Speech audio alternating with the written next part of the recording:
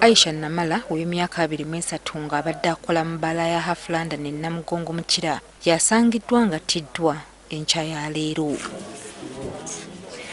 Omusirikale wa Securico eyabadde adda ewaka yasanze oluyoogaano mu bbaala ya Hafulanda kwe kubagulizaako bamulirwana abaasitukiddemu okulaba ogubadde. Wampise n'enfuluma n'aŋŋamba tuyingire munda, ennyingidde munda. Namugaa soko oggalewo bano tebadduka.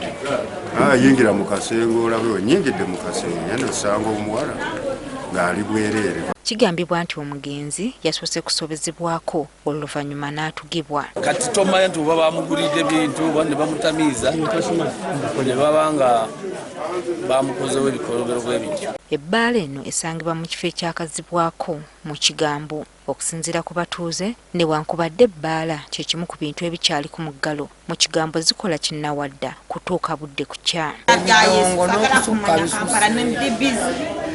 So oyinza osanga ng'omwana yalaajanye naye olw'ebidongo byawa nga tewali awulira ebidongo babisaleko bisusu. Balumiriza nti ebbaala ezisinga okukola mu kitundu kino z'abasirikale. Omuntu afudde olwaleero bamuttidde mu bbaala y'omusirikale owa UPDF. Omulundi oguwedde eyakamala okuva emabega yali bbaala yali ya musirikale owa poliisi era nga yakola ku reception eya Kira division. Abakulembeze mu kitundu kino bagamba nti bagezaako enfunda eziwera okwekubira endulu ku nsonga eno wabula tebaafuna kuyambibwa.